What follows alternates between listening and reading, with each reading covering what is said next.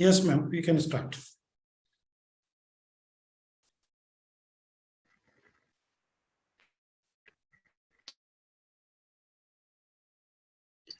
Good evening, everybody. Welcome to the Quality Circle Session 6, which is being organized today by Council for Teacher Education Foundation, Delhi NCR chapter, in collaboration with Council for Teachers Professional Development, CTPD India. This is the 10 days national level principals development program that we are organizing on NAAC assessment and accreditation for higher education institutions. We are continuing today this session, that is day 6 of the Principals Development Program, NAAC criteria 6, which is governance, leadership and management. In the last session, that is part 1, we had covered a few key indicators, the first 2 key indicators of criteria 6. And today we will cover the remaining criteria. At the outset, let me extend a warm welcome to the chief guest of today's session, Dr. Sarika Sharma ji, who is the Professor and Dean at School of Education, Central University of Haryana. Welcome, ma'am. And let me also welcome the resource person for today's key indicators on criteria 6, Dr. Anuj Raj, who is the professor and head at Department of Education, Swami Vivekanand Subharati University, Meerut. I welcome all the participants who have joined us for this session. And on behalf of the entire organizing team, we are very happy that you are there with us for this session as well. So last time, dear colleagues, we had discussed key indicator 6.1 on institutional vision and leadership and 6.2 on strategy development and deployment. Today, we will be discussing about key indicator 6.3, which is on faculty empowerment strategies, and 6.4, financial management and resource mobilization.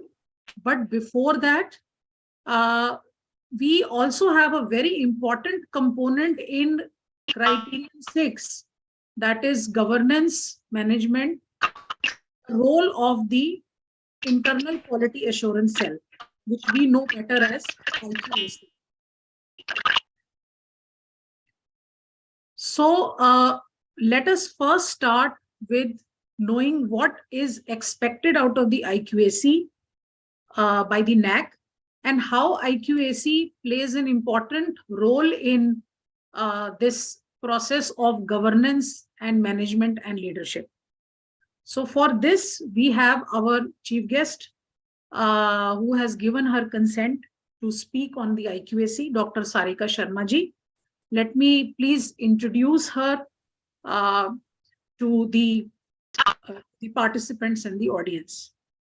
Dr. Sarika Sharma ji is presently the professor and head at Department of Teacher Education and Dean School of Education at the Central University of Haryana, Mahendragarh.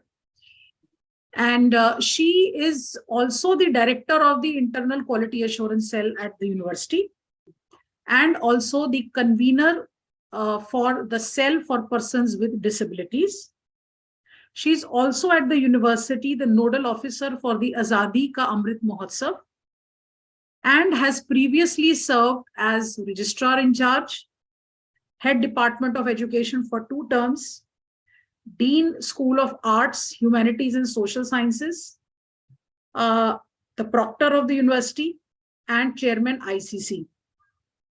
Her areas of interest and her specialization in education include inclusive education, educational administration and management, women's studies, and human resource management.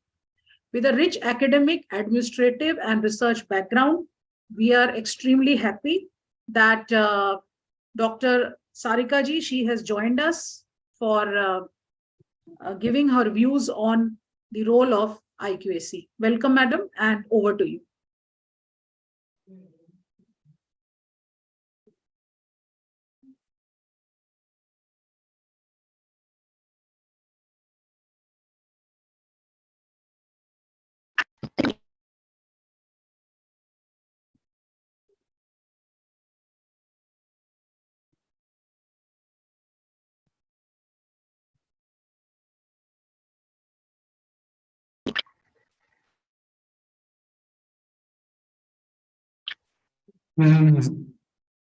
Ma'am, are you experiencing some difficulty? आप rejoin करना चाहेंगी ma'am? एक rejoin कर लीजिए अगर difficulty हो रही है. एक मिनट में बात करता हूँ.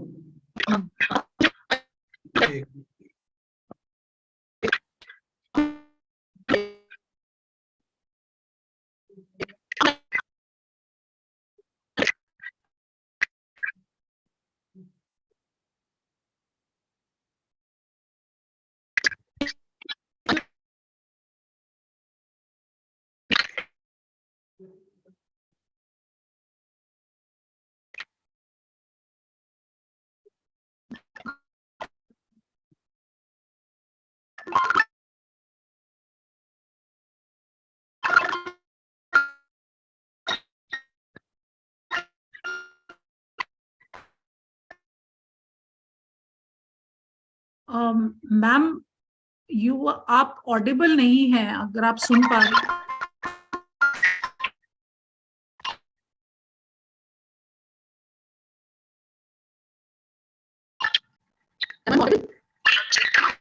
मैम, आपकी वॉइस क्लियर नहीं है.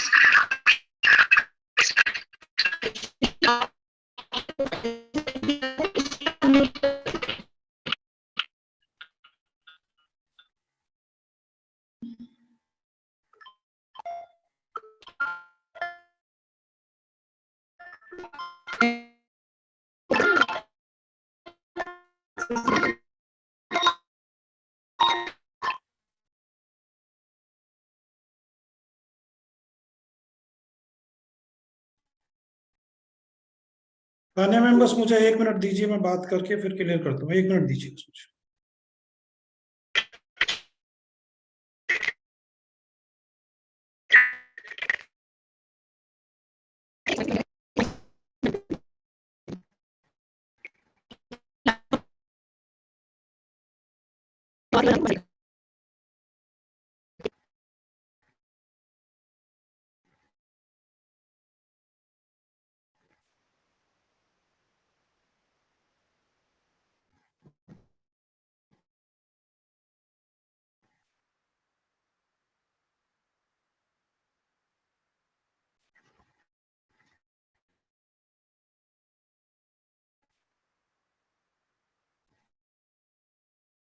Yeah, very good evening to everyone.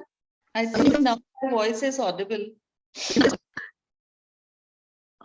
Better, ma'am, quite better, but it is still breaking. Okay. I've shifted in my new campus in the university, so maybe the network issue is there, and it is too late. Too late evening, so I prefer to join from my house, actually.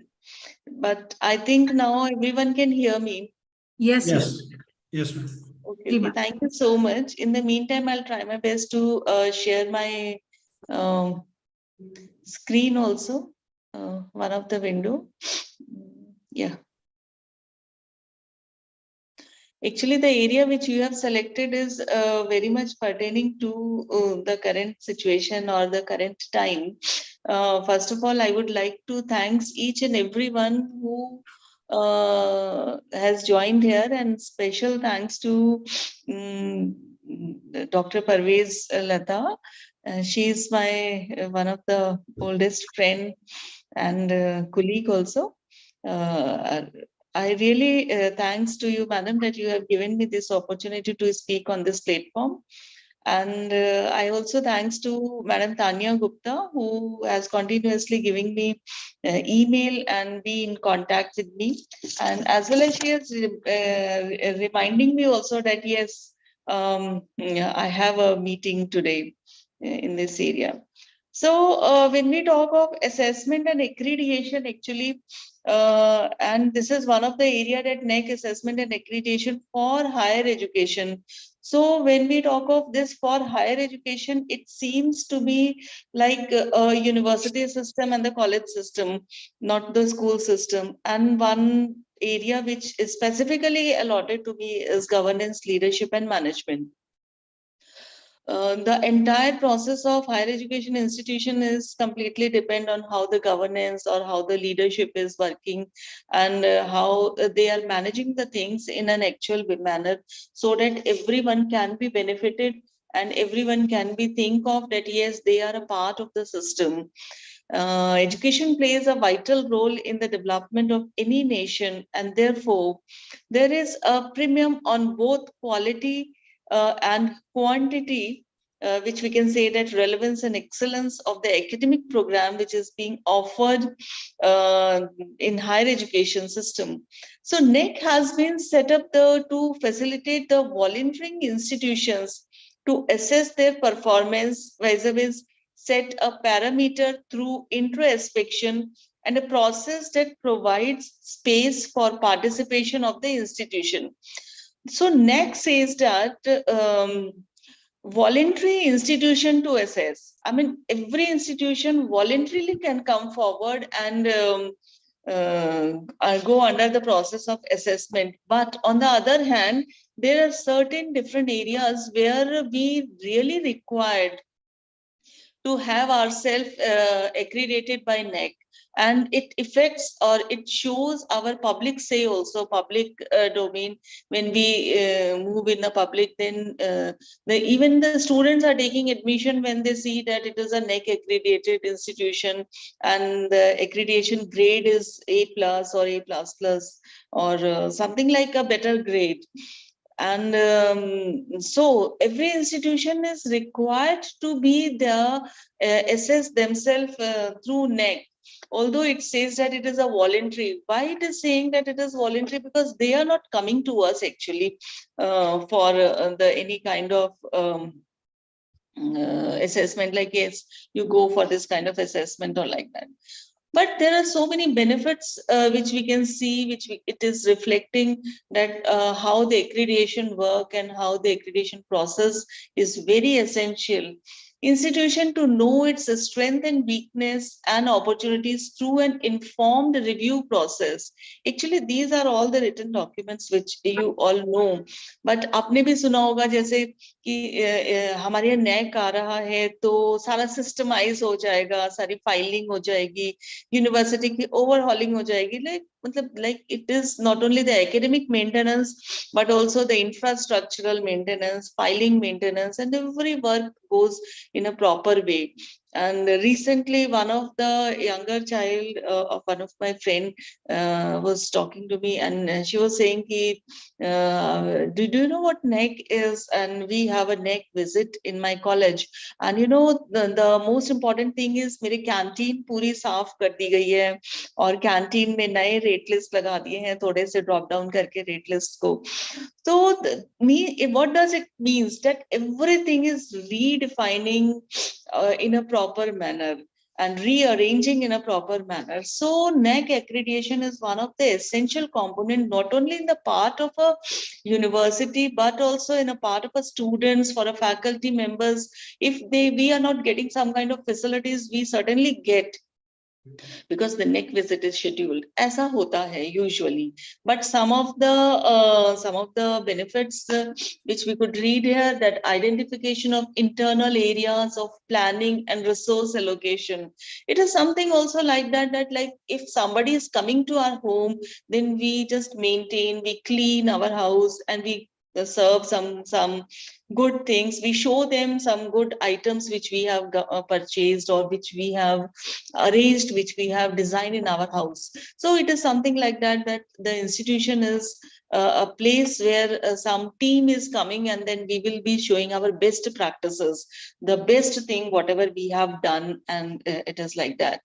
So identification of internal areas of planning and resource allocation, and funding agencies looks for the objective data for the performance funding. So there are various different areas when we are able to fill the form only if we are having a UGC 2B and 2F and NAC accreditation, or we do have something kind of NAC ranking.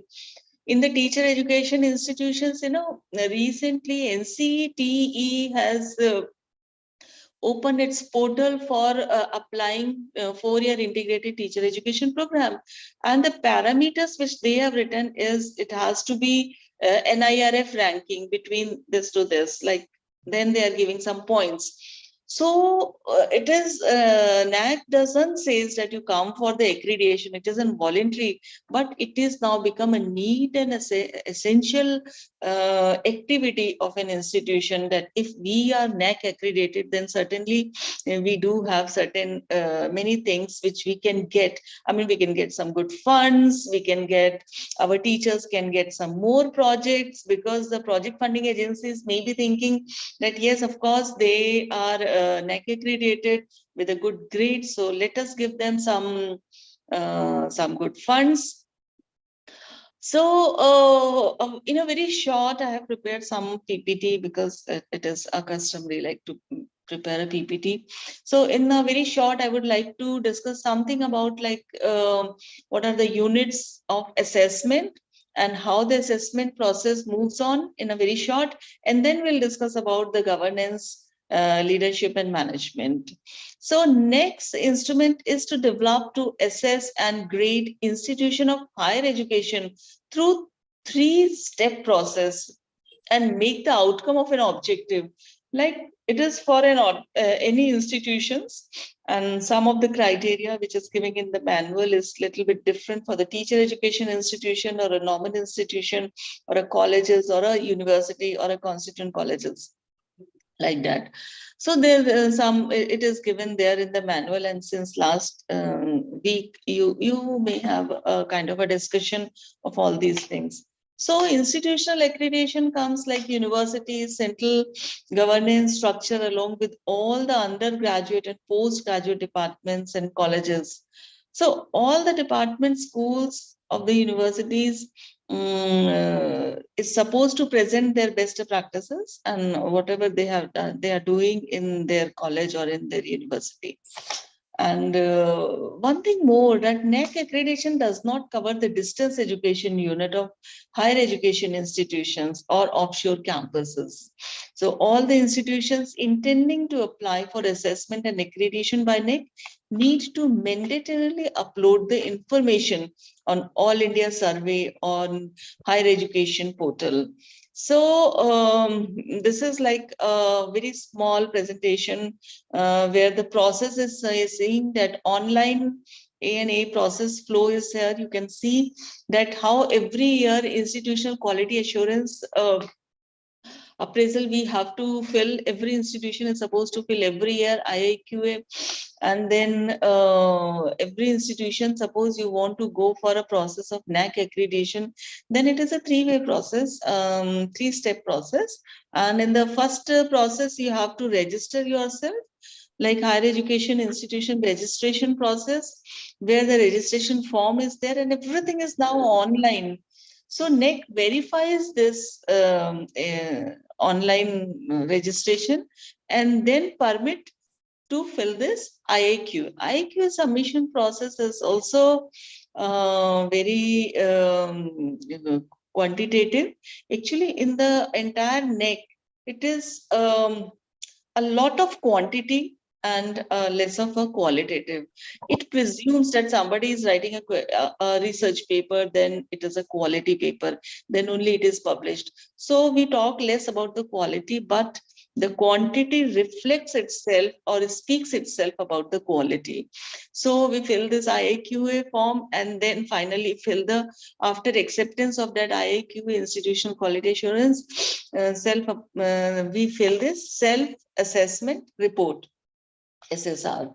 This is a submission process. It is completely online, and this process, in this process, whatever we have done, we fill the actual figures with the uploading of the supporting document, and every document is to be signed actually by the registrar or by the head of the department or by the concerned person. It is already mentioned there. Presently in NEC, it is, a lot of clarifications are given in the manual that how you have to do and what you have to do and who is supposed to sign in that particular document. Suppose we are talking about the enrollment, and there are so many things like out of suppose in my class the intake is 100 and 100 student has taken admission, but within a week some has withdrawn, and after 1 year also somebody has left. So whether they come in the dropouts or whether they come in the enrollment, so everything is very much clarified in the NAC manual. And with the help of that manual, we just keep on submitting and uploading our document. Then we come to a DVV process. So this DVV process means they have given the assessment process, quantitative assessment process to a third party person. So who is this third party actually? Third party means some group of people are assessing our document with the quantity which we have written. Say suppose 100 students are there, so 100 enrollment are there, whether we have put it the appropriate document or not. Say I'm saying that I have published 10 papers, research paper. So they will verify all that 10 research papers that the complete paper is uploaded or not. It is not like only the cover page or the first page or index page. The entire paper is supposed to be uploaded on this website, and they have plenty of space. Lot of space is there. There is no scarcity of uploading the document. And if there is somewhere the space is less, then we just put the link and we store it in our data center. So that the people can see easily. So this is a DVV. This DVV process actually gives some remarks before accepting that, yeah, you have uploaded the document, but it is not signed. You have uploaded the document, but it is, you have written the metrics, but the document is not uploaded, or maybe it is okay in every aspect. So they give certain kind of remarks after some period of time. But more important thing is the student satisfaction survey process, whether the students are satisfied with their infrastructure, with their academics, with their library, with their resources, with their internship. And the most important thing is whether they are getting jobs. So the employment purpose, whether the campus interviews are coming and all that. So student may, and whether they have a good campus life also, because every student wants a good campus life. It is not a school type कि बच्चा school गया पढ़ा और वापस घर आ गया. They want a kind of an interactive atmosphere among the students who are studying from various different states, because school में तो उसी स्कूल के बच्चे पढ़ते हैं, उसी स्टेट के बच्चे पढ़ते हैं जो वहां रह रहे होते हैं.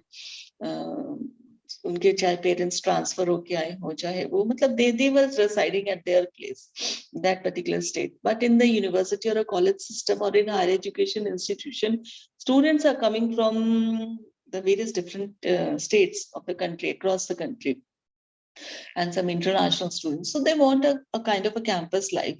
So this is something most important and having a big weightage in it. And you never know that how they are selecting the students. They have their own, randomly they pick up some of the students' data, and then they, through email, they take the satisfaction survey. So this is the most important thing. And at the beginning also, I told you that, yeah, the students are taking admission on the basis of this NAC accreditation, whether the institute is accredited by NAC or not.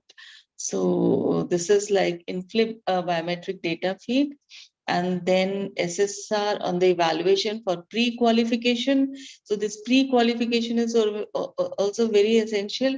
I mean, before peer team comes, they give us a kind of a qualification like acceptance, and then the peer team visits. So 70% data, 70% marks they have already allotted, given to us or to any institution who has applied to here.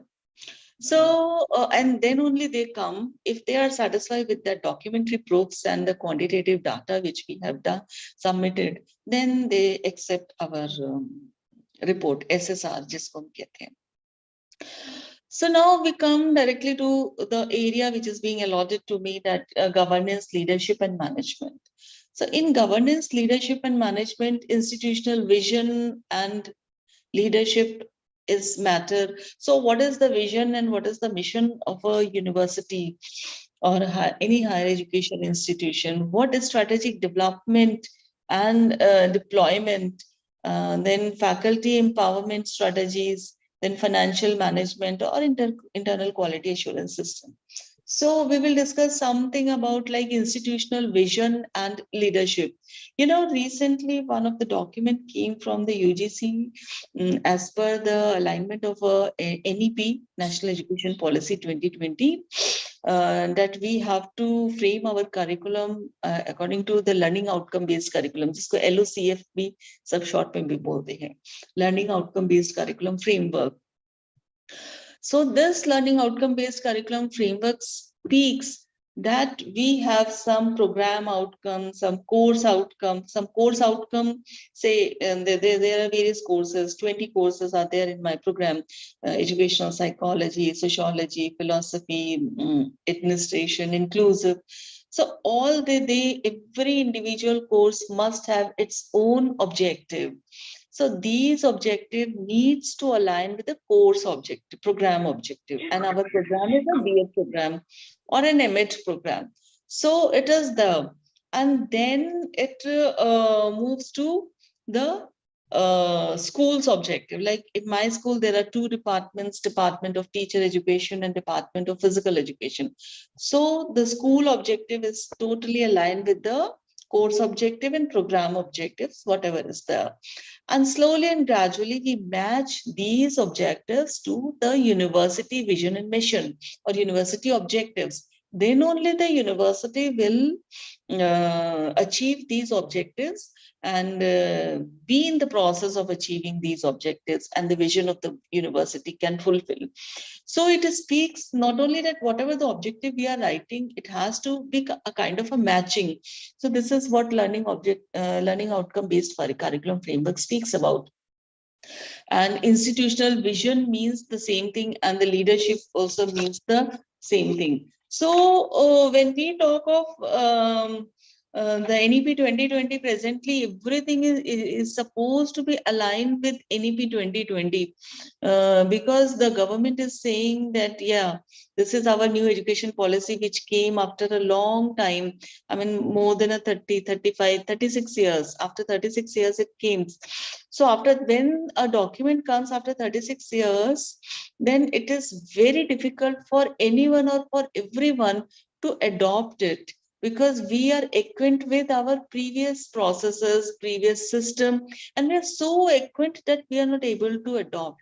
But at certain point of time, to match ourselves with the needs and requirement of the society, it is very essential to keep aligned with the need and requirement of the society. And what is our society? It is not the place. Say I'm in Mahendragarh, so Mahendragarh is not only my society, my country is my society, and globally I have to be acquainted with, so that I can live anywhere, I can survive anywhere. So I have no doubt that every aspect of NEP 2020 is being discussed throughout the education ecosystem, but the implication of NEP on the aspect of leadership, governance, innovation, entrepreneurship in the higher education also matters. So we will discuss a little bit of it.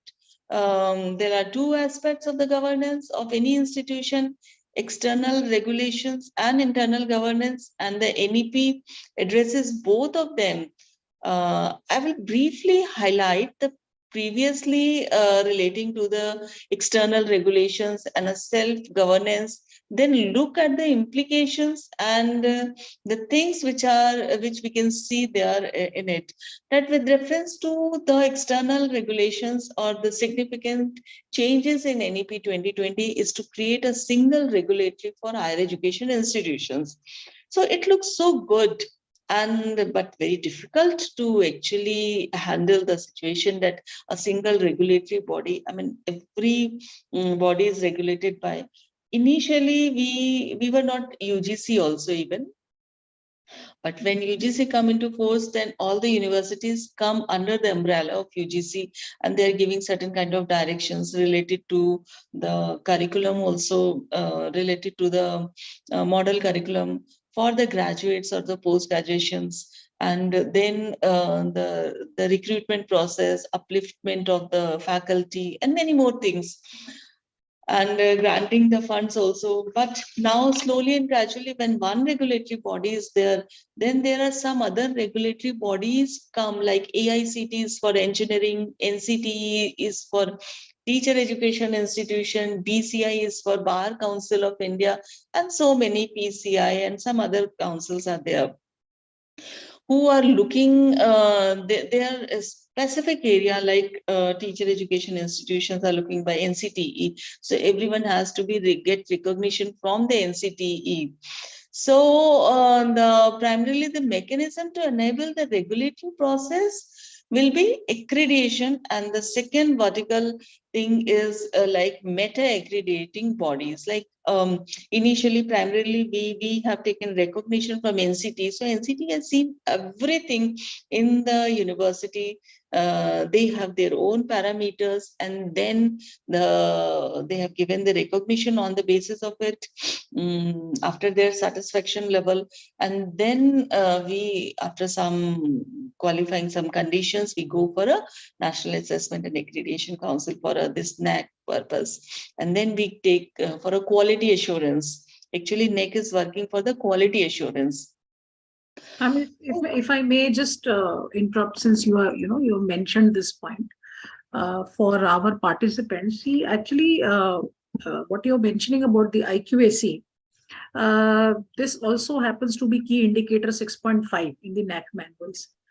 Now, there are three words, if you can just kind of, differentiate, like we have a quality assurance, which you were just mentioning. And then we have a quality culture, building a quality culture in our institution. And also the kind of quality initiatives which the IQAC should take. If these three words also, ma'am, could be clarified, it will be really nice. Yes, yeah, NEC is working for quality and the best practices, and the institution or the IQAC office of any university is also working for the quality. And when we talk of the quality culture, actually we have to develop, first of all, we need to develop the culture, academic culture among the students, because the academic culture is nowhere find it out. And that is why a lot of student satisfaction surveys are going on. There are so many student unrests can be seen. A lot of student unrest is there. When the student is going to some of the private institutions, they are paying a lot of fees, and then they are getting a very good facility. In the same way, when they are coming to the government system, of course, they are giving some fees, some amount of fee, and then they are getting some good infrastructure. Nowadays, the new infrastructure is really, like, if you come to my university, you will find it like it is like centrally AC. Every room is AC. Whatever the books students would like to take, they can immediately take, and we get it by from the I mean, we ask the librarian to buy that book for the student. We have online resources, online journal, new hostels are there. When something new is there, I mean, it has to be, it is there in the latest mood. But still, they are keep on demanding so many things about it, and they do not have a kind of a satisfaction in their area. and developing an academic culture. When we talk of a good culture, means every university, every educational institution is having a kind of a culture. Culture means academic culture. Academic culture includes teaching and non-teaching areas like co-curricular activities and some other recreational activities also. But discussion in some good academic areas is one of the essential component. So first thing is that whether they are having an academic culture, and the second thing is quality academic culture, quality of culture, development of quality culture. So how to develop this quality culture is a concern. So then we go back to it, that we are saying it is just like that sometimes, that we are saying that अपने हम students से बोलते हैं तुम सच बोलो, अब पता चला टीचर ही झूठ बोल रहा है किसी ना किसी point of time पे, तो या फिर पूरा सच नहीं बोल रहा, partially, I mean, so the academic culture can only be developed when there is an academic culture among the student, among the faculty also, among the top to the bottom. It actually moves, it actually reflects. Say there are a lot of problems in the mind of a faculty also, that their caste promotions are still due. In my university, we have completed 100% caste. आज की date में हमारे सारे teachers, यहाँ तक कि अब हमारे यहाँ पहले प्रोफेसर्स नहीं थे, अब सारे प्रोफेसर्स ही हो गए हैं, और प्रोफेसर और असिस्टेंट प्रोफेसर, एसोसिएट प्रोफेसर्स बहुत कम हो गए, because everyone has got the promotion on time, जितना भी बैकलॉग तक क्लियर हो गया. So we get a kind of a satisfaction in our mind, and when there is a kind of a satisfaction, then the teacher is also trying to do something good, something better, not only for the institution but also for the students. And there is a kind of a one-to-one discussion with the students which every faculty is getting. And above all the vacancies are filled now, and a very less recruitment faculty positions are left to fill. So when there is a adequate number of faculty, then also they can develop a kind of an academic culture, or a kind of a discussion with the students. Because when there is a scarcity of a faculty, then the minimum number of faculties are trying to just complete their syllabus, trying to do only whatever is requirement on a paper.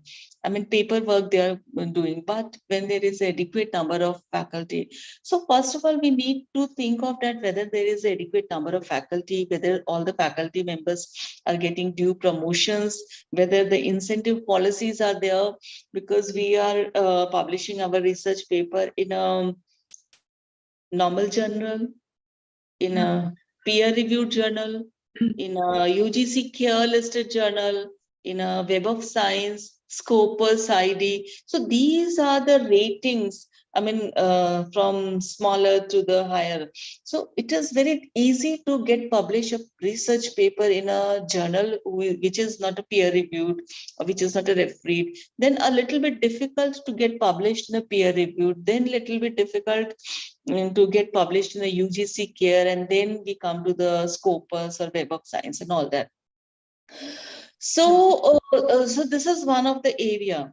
And if certain papers are published in a Web of Science, or a high impact factor, which is being Clarivate Analytics are finding out the high impact factor. So if the paper is published in a high impact factor, then certainly the teacher must get some kind of incentive. Some of the universities are giving this kind of incentive. I know one DTU, Delhi Technical University, one of the faculty member came from there to my university, and he was telling that almost 2 to 3 lakh rupees he is getting out of this as an incentive, because he has developed a kind of a culture that the students with the faculty members are getting published their research paper in a very good journals with having a high impact factor. So this kind of incentive their university is providing at the end of a year. Many universities are, so we do also have a kind of a research award we are awarding to the faculty. In fact, a lot of universities are doing that, right? In fact, ma'am, we'll in detail these, in fact, what you have mentioned, what the IQAC actually has to take care of as an assurance system. These will be, in fact, taking up with Professor Anuj Ji, because he'll be taking up specifically the faculty empowerment strategies and financial management. So maybe on a conclusive note, ma'am, if you would like to kind of give us a little conclusion on the IQAC. Yeah. So this is like main role of IQAC is to not only to collect the data and assemble the data, but also time to time the IQAC is supposed to tell to the faculty, say like as a director of an IQAC, you know what I'm doing, that every year we have a kind of a template we design. I design of my own and distribute it to among the faculty members, and every faculty member is supposed to present their work of 1 year complete work in front of the vice chancellor and in front of a team of group of people. So we have this good practice which you cannot find in most of the institutions, specifically the government institution. We have departmental presentation in front of. We have more than 35 cells and clubs. So every convener of cells and clubs are also presenting their best practices or the work which they have done since last 1 year. And there is a kind of a departmental presentation also, what the department has done. So the role of an IQAC is not only to collect the data, but also time to time conducting certain kind of activities through which the people are saying, say in my school, there are 35 faculty members. And when every faculty is presenting its own data, so there is a kind of a self-introspection of the faculty. We never say any faculty member, कि आपका अच्छा था, आपका अच्छा नहीं था, या इसका सबसे अच्छा था, इसने बहुत सारा काम किया. But there is a kind of a self-introspection. Suppose I'm having 2 projects, so another one is having no project, then the another person will think of that, okay, I next time I will also take one project. Or through these things, we can just identify the area. Say I'm a member of one of the community, so another people do not know that we can also be a member of the another community, the same community.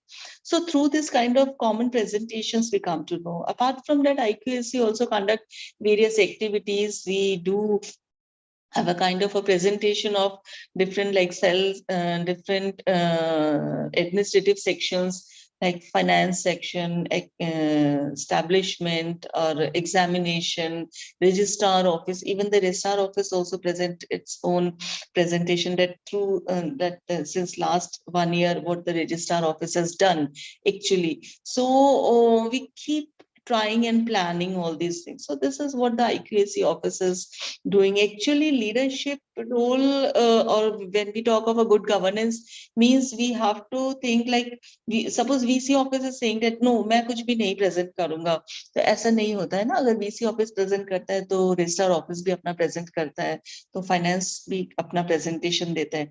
एक आपने financial audit करा दिया, that is a separate thing. But what the best practice the finance office is doing since last 1 year, it has to be present. So then top to the bottom, everything moves. So I can only conclude here that internal quality assurance cell is not only working for the collection of the data for the NAC purpose, but also organizing some of the activities which motivate the people, which motivate different branches. Like, thank you so much. Thank you so much, ma'am. Thank you for such a elaborate, discourse on the IQAC. Your experience of taking care of the IQAC at your university was evident in your discussion. Thank you so much, madam. We'll now look forward to invite our resource person for the day, who will be speaking on the faculty empowerment strategies and financial management and resource mobilization. I take the pleasure to introduce to our participants, our resource person, Professor Dr. Anuj Raj. Professor Dr. Anuj Raj is currently the head of Department of Education, Swami Vivekanand Subharati University, Meerut. He is a PhD in Education, M.Ed. MSc Physics, and has 22 years of teaching experience with his areas of specialization, including teaching of science, educational technology, research, research methodology, evaluation, measurement, and educational management and administration. He's published more than 30 research papers in journals and journals of national and international repute, and has many chapters in edited books to his credit. And he has delivered more than 40 lectures in conferences of the national and the international level. We are very happy, sir, that you are there with us. And he has also, previously served as Associate Dean from 2015 to 17, and as Controller of Examination in Himgiri University, Dehradun. So welcome, Professor Dr. Anuj Raj, to this program. And we will like to actually take up a few questions with you. Firstly, coming to... ma'am एक minute रुकिएगा क्योंकि शायद वो disconnect... अच्छा, कोई दिक्कत नहीं. Sir, he was in the list. Sir थे अभी लिस्ट में? नहीं, अभी थे, जस्ट अभी कुछ हुआ है, अभी मैं देखता हूँ. No issues. Just hold down for 1 minute. No issues, no issues. So as we all know that faculty empowerment is a very important area, and Madam has also just said that one of the key functions of internal quality assurance cell is not only to have ensure that there is quality in the entire process, but also to take certain quality initiatives, ensure that there is a quality culture, which Madam has mentioned, and one has to continuously review the teaching learning process and the administrative setup. So one important area, ma'am will also, yeah, is on the faculty empowerment strategies. Sir, can we take a few questions with you, Professor Anuj sir? Yeah, definitely. Yeah. Because there is some problem in my line, and sorry for that. No issues, sir. So, as ma'am has also highlighted, Professor, I thanks to you. Yeah. First of all, because you have just invited me, and especially Dr. Sanjay Kumar sir, and yes, you also, Tanya ji, and thank Professor Sarika ma'am is also explain all the aspects regarding the governance, yes, the leadership and management. And definitely, yes, I will answer your questions if you query about this thing. We'll take a few questions just in brief, because the participants are all at the principal and the coordinator levels here. So the purpose of this interaction is that it gives a way forward on how we have to actually do things. So sir, in Anuj ji, ma'am एक बार interrupt करूंगा. अनुज जी, थोड़ा bilingual रखिएगा क्योंकि हमारे participants दोनों तरह के हैं. Okay, definitely, yeah. Faculty empowerment strategies, sir, we know is very important for an institution, because अगर आप सही मायने में quality of an institution देखना चाहते हैं, तो वो faculty एक किसी भी institution की strength होती है. And if you look at the the key indicator 6.3, where we are talking of the empowerment, there is a qualitative metric which is 6.3.1 in the teacher education manual. I'll specify to the teacher education manual. It speaks of the welfare measures which the institution can take for its teaching and non-teaching staff. So what are the welfare measures, and how does one effectively document these welfare measures for NAC purpose? Yes. Yes. Jैसे अभी you just asking about the what should be the what type of policies and what should be the special feature for the faculty members. क्योंकि आपने जैसे शुरुआत की थी कि faculty is important aspects in every institution. अगर हम बात करें faculty को, तो there are कि अगर हम NAC पर्पज से देखते हैं या मैनुअल को देखते हैं 6.3 का जो मैनुअल है, और जब हम अपने IQ AC की बात करते हैं या अपने रिकॉर्ड्स की बात करते हैं, तो इंस्टीट्यूशंस में सबसे इम्पोर्टेंट होता है फैकल्टी. और फैकल्टी के लिए कौन सी चीजें जो इम्पोर्टेंट होती हैं, जैसे कि अगर हम सपोज कुछ चीजें हमें ध्यान रखनी पड़ेंगी कि नंबर 1, एक तो डॉक्यूमेंटेशन होना चाहिए, तो सबसे पहले होना चाहिए कि policy documentation, the policy framed by each and every institution.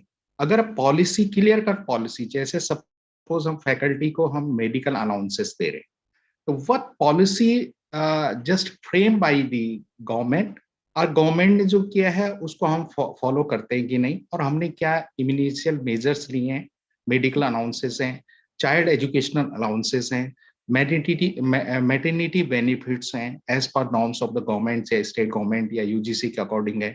Child care अगर हम कर रहे हैं, चाइल्ड केयर कोई पॉलिसी हमने बनाई है, सपोज किसी फैकल्टी के छोटे बच्चे हैं और उसकी चाइल्ड को हम एजुकेशन लोन प्रोवाइड कर रहे हैं, लीव ट्रेवल कंसेक्शन, हम सपोज हम we provide the leave concession travels हैं, and all the non doctoral, अगर हमारे पास स्टाफ ऐसा है कि जो नॉन डॉक्टरल है तो उनके लिए मेडिकल फैसिलिटीज हैं, या पार्ट टाइम पीएचडी प्रोग्राम या एजुकेशन इंस्टीट्यूशंस में कोई भी अगर आप कोर्स करने के लिए क्या हमने पॉलिसीज फ्रेम की हैं, या सब्सिडाइज कैंपस मेडिकल फैसिलिटीज हैं सपोज हम प्रोवाइड कर रहे हैं, या एम्प्लॉय वेलफेयर फंड है सपोज हमने क्या क्रिएट किया है, या एम्प्लॉय या opportunity for the international exposure के लिए हमने कोई ग्रांट हम प्रोवाइड करते हैं। तो ये सारी पॉलिसी, जैसे अगर कोई फेस्ट हो रहा है, फेस्टिवल बोनस भी हम कभी कभी इंस्टीट्यूशंस में देते हैं एडवांस के रूप में, हम सैलरी से कि भाई आपका फेस्ट है, जैसे आपने देखा होगा दिवाली बोनस है, या कुछ न्यू ईयर पे हो रहा है, सेलिब्रेशंस हैं, क्लब्स हैं, तो फेस्टिवल बोनस हैं, प्रॉम्प्ट फैसिलिटेशन। तो अगर हम प्रोविडेंट फंड की बात करते हैं तो उसमें लोन की क्या फैसिलिटीज है, इंस्टीट्यूशंस दे रहा है कि नहीं दे रहा है, ऐसी कई teaching and non teaching staff के लिए ये पॉलिसीज हैं। तो फर्स्ट है कि पॉलिसी फ्रेम होनी चाहिए हर इंस्टीट्यूशंस की, और उस पॉलिसी में क्या प्रोसीजर हो, कैसे हमें ग्रांट लेनी है और कैसे सैंक्शंस होंगे, क्या इसेंशियल मेजर्स होंगे, क्या फॉर्म्स होंगे। अगर कभी कभी क्या होता है कि एप्लीकेशन अगर नॉन टीचिंग स्टाफ है और उसको एप्लीकेशन लिखने में प्रॉब्लम है, तो हमारे पास एक क्या सेट ऑफ फॉर्म है कि नहीं है, तो वो पॉलिसी सारी जितनी भी डॉक्यूमेंटेशन है कि हम इजी वे से हम प्रोड्यूस करें। तो जो भी ये सबसे पहले पॉलिसी फ्रेमवर्क, उसका प्रोसेस, और प्रोसेस के लिए अगर हम कोई चीज ले रहे हैं तो उसका सैंक्शन लेटर्स के लिए क्या टाइमिंग्स हमारी थी, और प्रायोरिटी किसको है। प्रायोरिटी अगर मैंने सपोज हमने कहा कि प्रिंसिपल, अगर हमने सपोज हम ट्रेवल ग्रांट के लिए हम एक्सपोज करने जा रहे हैं किसी एफडीपी प्रोग्राम के लिए, तो अगर 5 लोगों ने अप्लाई किया है तो किसको प्रायोरिटी देना है, तो क्या प्रायोरिटी होना चाहिए, तो क्या वो रूल्स हमारे निर्धारित हैं कि नहीं। तो this should be clear cut policy होनी चाहिए, नंबर 1। सेकंड, हमारे पास सैंक्शन अप्रूवल होना चाहिए। थर्ड वन इज दैट कि उसका बेनिफिट किस किस को मिला, उसके डॉक्यूमेंटेशन होना चाहिए। अगर बेनिफिट्स के बाद अगर हमें देखें कि कितनों को हमने दिया, तो हर ईयर अगर हम डॉक्यूमेंटेशन रखते हैं तो there is no any problem to maintain the documentation. तो ये डाटा हैंडलिंग का एक प्रोसेस है, और क्योंकि क्लियर कट पॉलिसी होनी चाहिए कि क्या हमारे ये वेबसाइट पे रिफ्लेक्ट हो रही हैं, जो भी हमारे वेलफेयर जितने भी हैं, चाहे टीचिंग है नॉन टीचिंग के लिए। अगर हमने कोई क्लब बनाया, टीचर क्लब बनाया, तो उसमें एक्टिविटीज हम क्या करते हैं, क्या हमारा कैलेंडर जो शुरू अगर हम सपोज स्टार्ट कर रहे हैं उसको एकेडमिक सेशन के साथ, तो वो कैलेंडर हमारा प्रिपेयर्ड है कि नहीं, क्या वेबसाइट पर रिफ्लेक्ट हो रहा है कि नहीं, क्या वो कैलेंडर के जो इवेंट्स हैं वो सारी चीज मेंटेन है कि नहीं, क्या उसका अकॉर्डिंग अगर हमने सपोज किसी स्टाफ को कोई वेलफेयर हमने किया है, उसका जब वो किसी चीज को एफडीपी को कंप्लीट करके आता है, तो उसका जो प्रोसेस होगा, जो उसका सर्टिफिकेट होगा, अगर उसने जो रिसीव्स, अगर फाइनेंशियल सपोज उसमें इम्प्लीमेंटेशन है, तो फाइनेंशियल का उसने जो भी जमा किया है तो उसके रिसीव्स वो जमा करे, और उसकी रिपोर्ट्स, एक छोटी सी रिपोर्ट्स उस इंस्टीट्यूशन को जमा करें कि what he learn from that particular program when, जो हमारे इंस्टीट्यूशन ने जिसमें उसको एक फैसिलिटी प्रोवाइड की थी। तो ये सारी जब डॉक्यूमेंटेशन होता है तो इसका बहुत ही तरीके से अगर हम मेंटेन करें तो कोई प्रॉब्लम नहीं आने वाली है, और न किसी को मांगता है कि वाकई एक्चुअल में वर्क हो रहा है कि नहीं। कोशिश हमें ही करनी चाहिए, क्योंकि एडमिनिस्ट्रेटिव हेड है सारे, तो मैं चाहूंगा कि जब भी हम कोई सैंक्शन लेटर भेजें, थ्रू तो हार्ड कॉपी तो भेजें, सॉफ्ट में भी अगर हो तो एविडेंस होता है ईमेल पे कि it is sanction by the authority के जो सैंक्शन लेटर्स हैं, फाइनेंशियल के बैंक स्टेटमेंट्स हैं, वो हमें जरूर रखनी चाहिए। तो दीज आर द, और जहां तक फैकल्टी का वेलफेयर की जो सबसे इम्पोर्टेंट है कि फैकल्टी का वेलफेयर अगर हम देखें तो तीन एस्पेक्ट्स ये होते हैं। एक तो अपडेट होना सिलेबस को, अपडेट करना नॉलेज को, और अपडेशंस के लिए न्यू जो एक्टिविटीज हैं, जो प्रोग्राम्स आ रहे हैं, जैसे अभी मैडम ने कहा कि एनईपी का आ रहा है, how can we implement the NEP. अभी एक बड़ा इशू आया है कि यूपी एबिकस में एबीसी जो क्रेडिट बैंक का है, उसमें अब इस पॉलिसी को लेके क्या हम कोई एफडीपी करा सकते हैं। तो ये करियर इन्हांसमेंट में है कि भी कैसे हम करें। न्यूली अपॉइंटमेंट टीचर्स है, उसके लिए हमारे पास क्या प्रोग्राम्स हैं, जो सीनियर मोस्ट है उनके लिए क्या अपॉर्चुनिटीज हैं, क्या हम लोग कोई कोर्स करने के लिए हमने कितनी फैसिलिटी हम प्रोवाइड करते हैं, क्या लीव रूल हमारे पास सेंक्शन है कि नहीं, क्या लीव में हम जब लीव होता है तो हमारे पास कई प्रकार की शॉर्ट टर्म लीव है, सब्सटेंशियल लीव है या लॉन्ग टर्म लीव्स हैं, तो हमारे पास उसकी एलिजिबिलिटी क्या है। तो ये सारी पॉलिसी जब तक हमारी फ्रेम नहीं होती है, तो सबसे पहले पॉलिसी डॉक्यूमेंटेशन, तो इसी के आधार पर टीचिंग और नॉन टीचिंग का वेलफेयर हम कह सकते हैं। तो हमारे पास क्लब हो सकते हैं, टीचर्स क्लब है, वेलफेयर स्पोर्ट्स क्लब है टीचर्स के लिए, तो उसके लिए फंड को जनरेट कैसे किया जाए, फेस्टिवल बोनस है, free E transportation in campus में है, आइडेंटिटी कार्ड्स प्रोवाइड करना कि इंस्टीट्यूशन ने आइडेंटिटी कार्ड प्रोवाइड किए हैं, कहीं पे वो जाता है, सपोज वो आउटसाइड ऑफ कैंपस भी जाता है तो उसकी आइडेंटिटी भी होनी चाहिए। वाईफाई फैसिलिटीज हम दे रहे हैं, कंप्यूटिंग फैसिलिटी हम दे रहे हैं। अगर सपोज किसी फैकल्टी के छोटे बच्चे हैं तो क्रैच की फैसिलिटीज है कि नहीं उस पर्टिकुलर इंस्टीट्यूशंस में। और इस तरह से योगा क्लासेस हम चलाते नहीं कि उसके वेलफेयर फिजिकल हेल्थ के लिए मेडिकल लीव हम देते कि नहीं।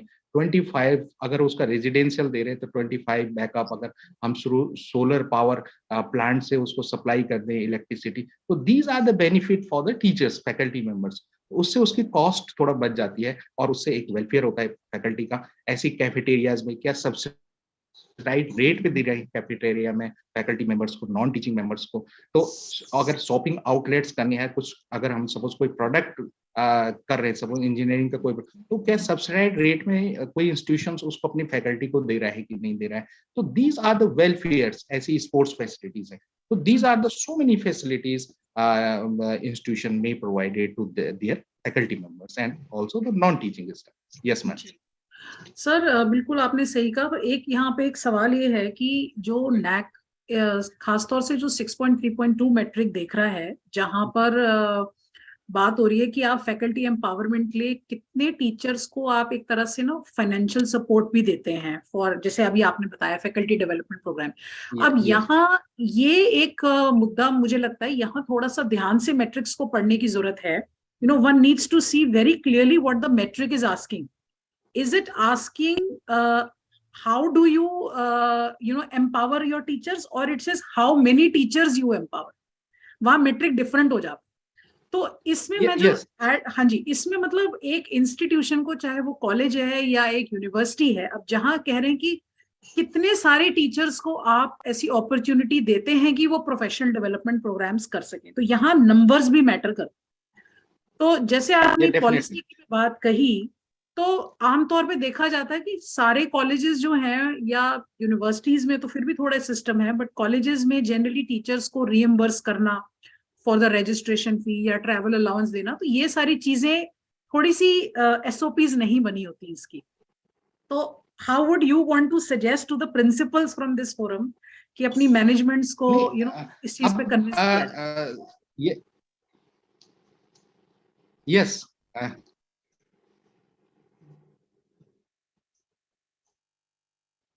नहीं देखिए, दो चीज है, बहुत बहुत क्लियर कट है कि यूनिवर्सिटीज में एसओपीज है, यूजीसी ने गाइडलाइन दिया है, स्टेट गवर्नमेंट जो स्टेट हायर एजुकेशन काउंसिल है उसने भी गाइडलाइन दी। अब सपोज मैनेजमेंट को हमारा एडमिनिस्ट्रेशन इस चीज पे एग्री करे कि इफ यू वांट टू, भाई आपको अच्छा ग्रेड मिलता है तो बेनिफिट्स ग्रेड के साथ है कि अच्छे स्टूडेंट्स आते हैं तो आपका एक तरीका है। और अच्छा ग्रेड कब आएगा कि when these policy will be implemented. अगर ये पॉलिसीज इंप्लीमेंट होती हैं तो ग्रेड अच्छा आएगा।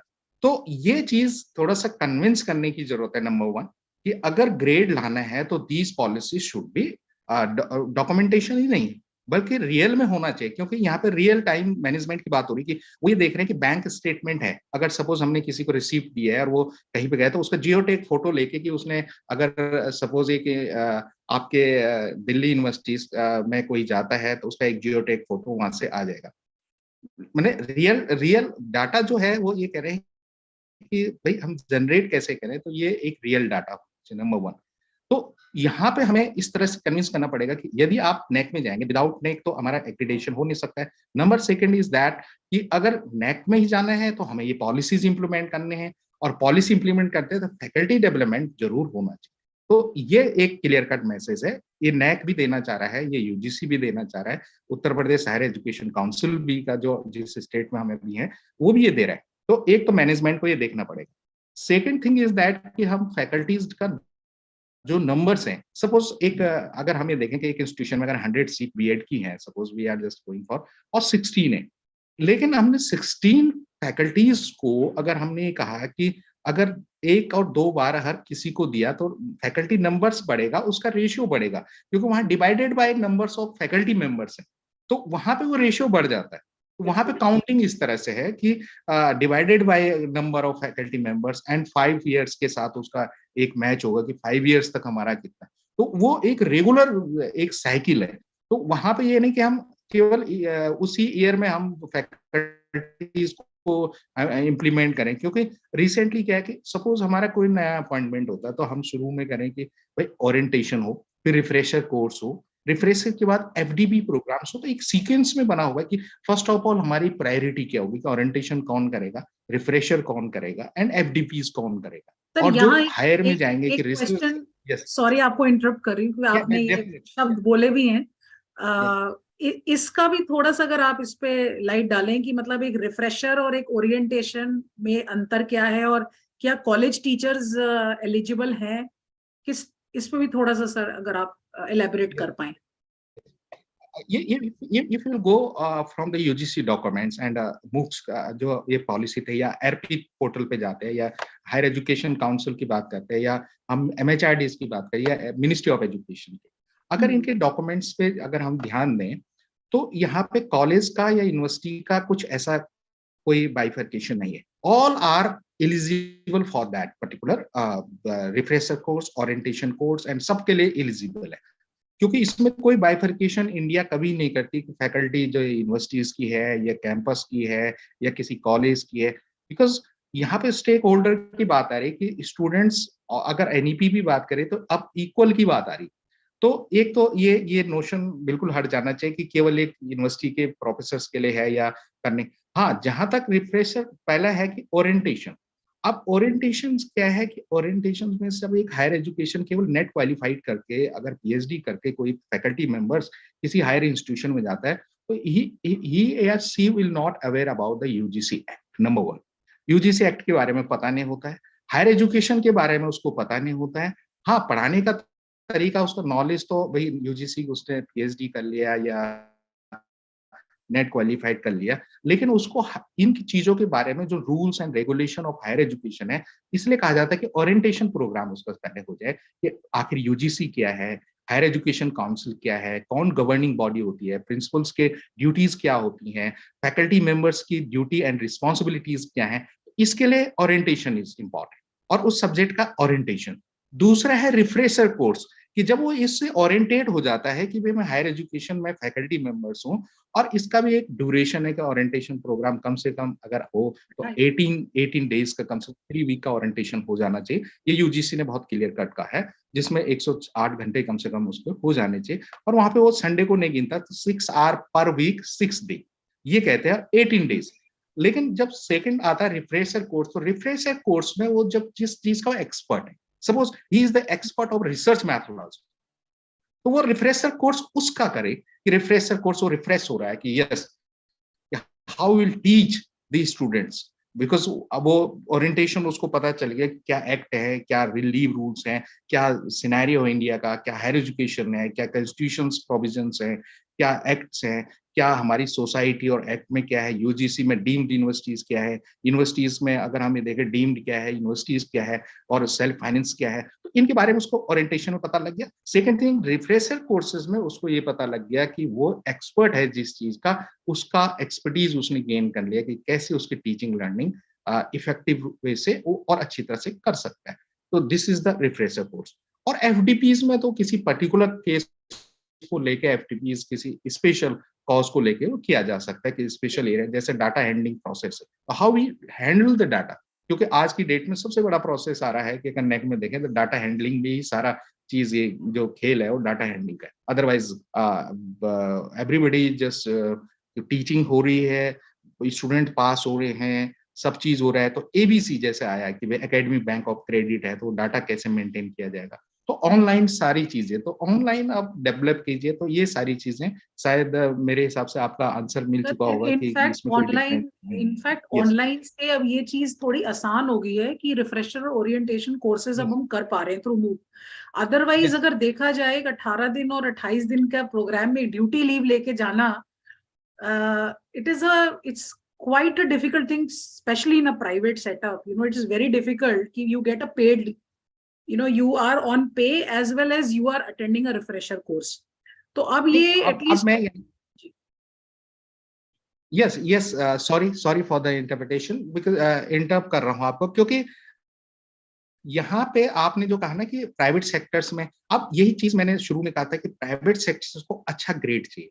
अगर कल हम अच्छा ग्रेड लेके आते हैं A++, तो ग्रांट मिलना शुरू हो जाएगा। अब ग्रांट कौन देगा? फैकल्टी मेंबर देगा।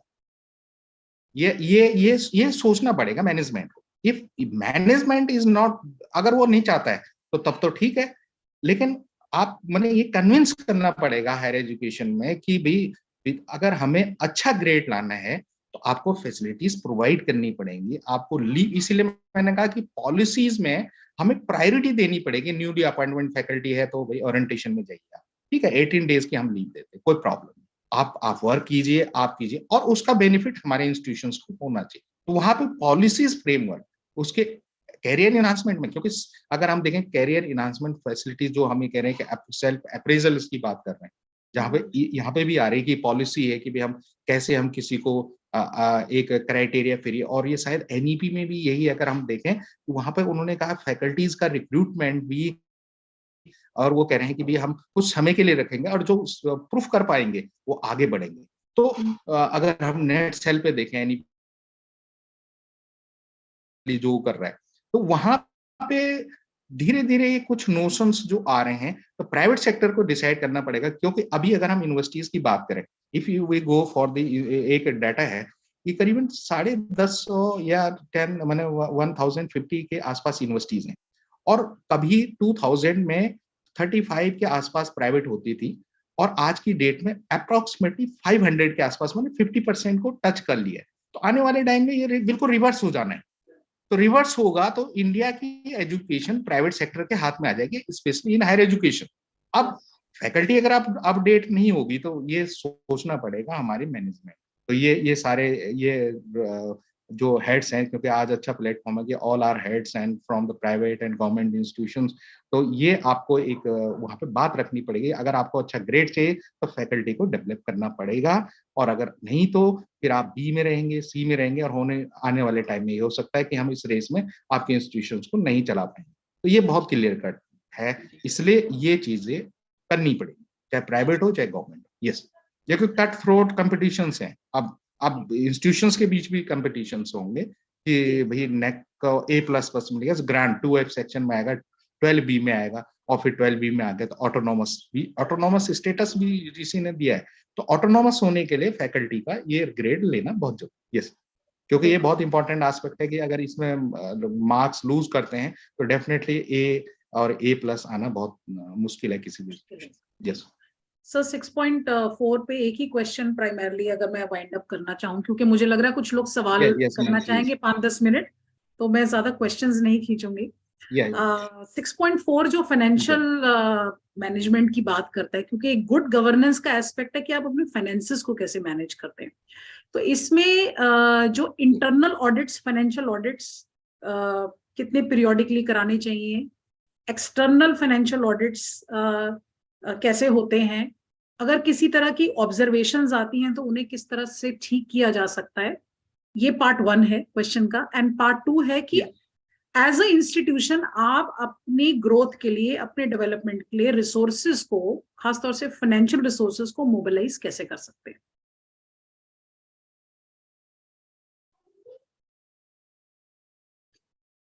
यस, आपके ना इसमें यदि देखो तो 3 क्वेश्चंस इसमें सारे छुपे हुए हैं। नंबर एक तो फाइनेंशियल इम्प्लीकेशंस, क्योंकि एक्चुअली जो हमारे पास सबसे बड़ा सोर्स है, क्योंकि सारे इंस्टीट्यूशंस अगर मैं ये देखूं जो एक्ट से जितने भी बने, तो एक तो नॉन प्रॉफिट ऑर्गेनाइजेशन, अगर हम ये देखें कि एजुकेशन क्या है कि non profit, no profit no loss में जाता है, लेकिन जो सबसे बड़ा सोर्स है वो है फी। अगर आर यू लिसनिंग मैम, आप सुन पा रहे हैं? जी बिल्कुल सर, सुन पा रहे हैं सर। यस। हाँ, तो सबसे बड़ा आता है, सोर्स आता है वो फी है, स्टूडेंट फी। अब स्टूडेंट फी भी अगर हम ये देखें तो अलग अलग हेड में आता है।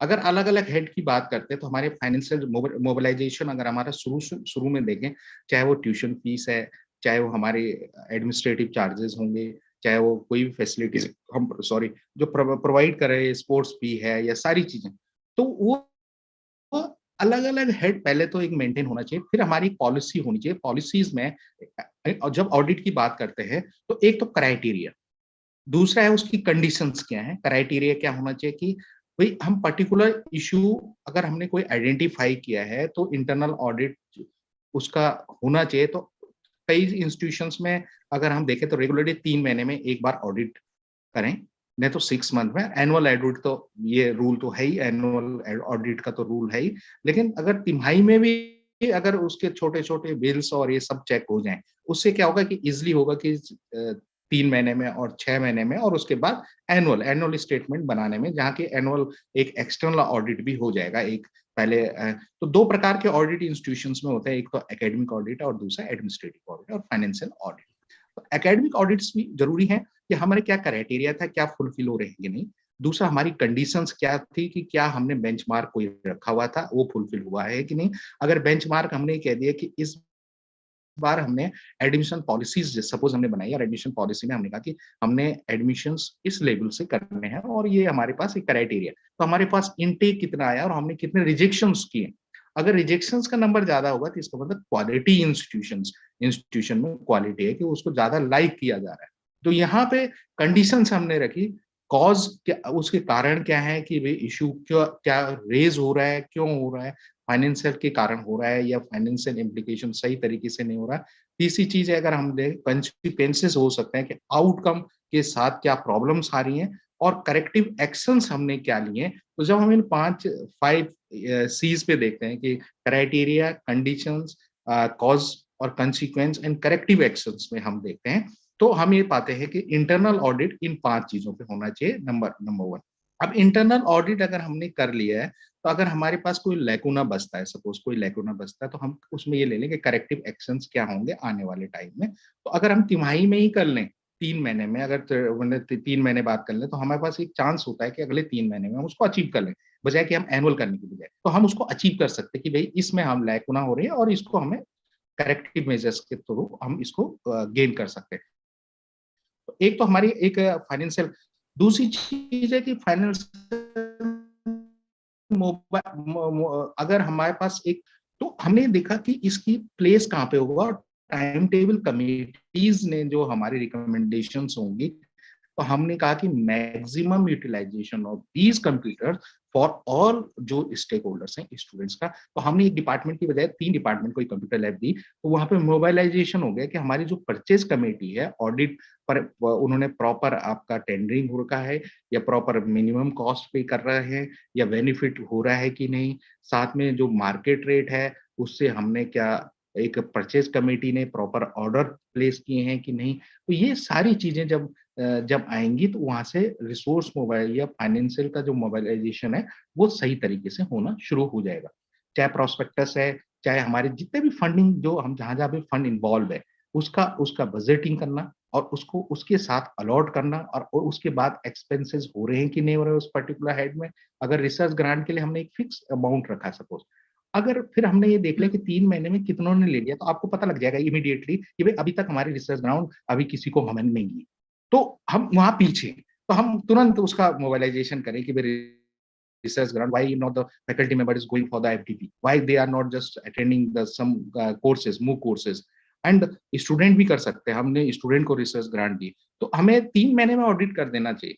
तुरंत उसका एक जो हमारा होगा कि भाई हमने कितना खर्च किया, और उसके बाद जब ये इस तरह के रिसोर्सेज होंगे फिर 6 महीने में उसका करेक्टिव मेजर्स के साथ, और जब हम एनुअल जाएंगे तो हमारी रिपोर्ट अच्छी आएंगी, और साथ में एक एक्सटर्नल ऑडिट जरूर हो, एनुअल एक्सटर्नल ऑडिट, और 3-3 महीने में इंटरनल करके, और इंटरनल हमारी कमेटीज उसको कर सकती है जो फाइनेंशियल मोबिलाइजेशन, और उससे क्या होगा कि बेनिफिट्स, और जहां ज्यादा खर्च हो रहा है वहां कम होगा, और जहां पे नहीं हो रहा है नील, कुछ ऐसे हिस्से आएंगे कि साल भर बाद पता चला आपको कि कुछ भी नहीं हुआ, और बाद में फिर आप कैसे कर पाएंगे, क्योंकि 1 साल आपका निकल जाएगा और 5 साल की साइकिल में 4 साल ही रह जाएंगे, तो डिवाइडेड बाई 5 होना है, तो उससे तो बड़ा नुकसान हो जाएगा। तो मेरे हिसाब से 3 महीने में हमें जरूर लेना चाहिए, और फिर करेक्टिव एक्शंस जरूर करके उसको इम्प्लीमेंट कर देना चाहिए। Yes, yes ma'am. बिल्कुल सर, बहुत आई थिंक बहुत क्रिस्पली आपने इसको एक पूरा स्ट्रेटेजाइज भी करके बताया है कि किस तरीके से हमें करने की जरूरत है, और ऑडिट का पर्पस ही यही है कि हम अपने जहां पे हम ठीक चल रहे हैं वो देखना, और जहां कमी है उसको पकड़ना और उसको इम्प्रूव करना। Thank you so much, sir. Yes, I think we will open the session for about 10 minutes for question answer. All the participants are requested. They can take the questions directly. Please unmute yourself as well as switch on your camera. Anyone would like to take a question, please? कोई भी सवाल कोई पूछना चाहता है किसी भी तरीके की, अगर आप प्रैक्टिकली इस क्राइटेरिया से रिलेटेड प्रॉब्लम्स देख रहे हैं तो आप प्लीज प्रश्न पूछ सकते हैं।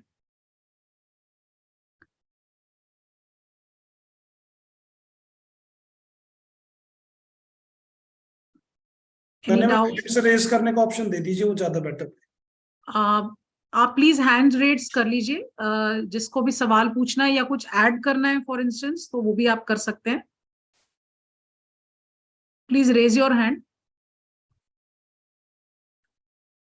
एक मिनट, गुप्ता सर को मैं वो कर देता हूँ host. Doctor Komal Sharma. Yes, doctor Komal, you can unmute yourself.